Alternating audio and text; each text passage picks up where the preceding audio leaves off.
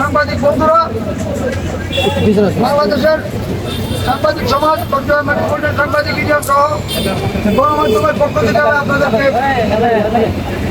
অভিনন্দন এবং শুভেচ্ছা জানাচ্ছি। আপনারা দীর্ঘ 15 বছর ধরে আপনার অধিকার থেকে বঞ্চিত হয়েছেন। আজকে আপনারা এখানে সমবেত হয়েছেন। আমরা আপনাদেরকে একটা বার্তা পৌঁছে দিতে চাই। চলমান যে বেশিরভাগ বিরোধী আন্দোলনের রাষ্ট্র সংস্কারের যে ব্যবস্থা, সেটা কিন্তু এখনো শেষ হয়নি। বেশিরভাগ বিরোধী আন্দোলনের যে লক্ষ্য, সেটা কিন্তু এখন অর্জিত হয়নি, এটা চলমান।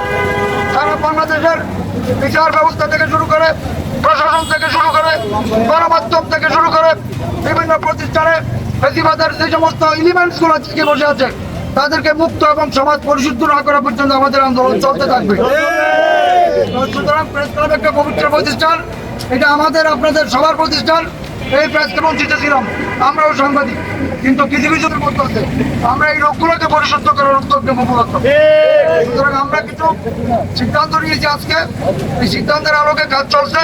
প্রেস ক্লাব কর্তৃপক্ষ যদি আলোচনা করে আমাদের সমস্ত সাংবাদিকদের অধিকার মেট্রোপলিটন সাংবাদিক ইউনিয়ন দীর্ঘদিন ধরে যারা বিভিন্ন গণমাধ্যমে কাজ করছেন, পরিজন হিসাবে তাদেরকে ট্রিট করা হয়েছে, আমরা এটা নিন্দা জানাই।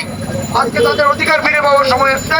সুতরাং প্রেস ক্লাব এর আগ পর্যন্ত বেশিরভাগ বিরোধী আন্দোলনের যে স্পিরিট ধারণ করে আমরা এগিয়ে যাবো। সবাইকে ধন্যবাদ।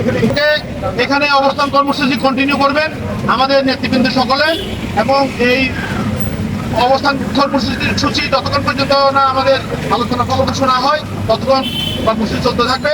আমি আশা করব আমরা বৃহত্তর পরিসরে, যেহেতু সকলে জানা দরকার, আমরা এখানে মাইকের ব্যবস্থা করে নেতৃবৃন্দ সকলে বক্তব্য রাখবেন। এবং আমি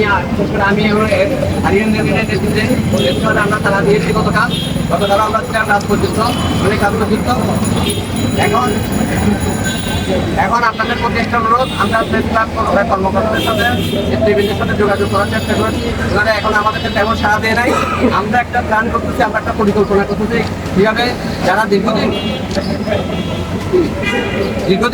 যারা প্রেস ক্লাবের সদস্য সাথে জড়িত, এই ধরনের সাংবাদিকরা প্রেস ক্লাবের বাইরে আছেন, তাদেরকে কীভাবে প্রেস ক্লাবে অন্তর্ভুক্ত করা যায়, এটা আমরা তাদেরকে প্রস্তাবনা দেব। এবং আমাদের না যাওয়া পর্যন্ত চট্টগ্রাম প্রেস ক্লাব বন্ধ থাকবে এবং আমাদের আন্দোলন মাঠ ছেড়ে যাবেন না। এবং আপনারা কেউ বিশৃঙ্খল করবেন না, আপনার নেতৃত্বের প্রতি আস্থা রাখবেন। এবং আমরা কি করতেছি আপনাদেরকে আমরা জানাবো। আপনারা প্রেস ক্লাব চাইলে আপনার কন্টিনিউ চালাবেন আন্দোলন, যতদিন তারা সাড়া দিবে না, যতদিন তারা ইয়ে করবে না, ততদিন প্রেস ক্লাব বন্ধ থাকবেন। তারা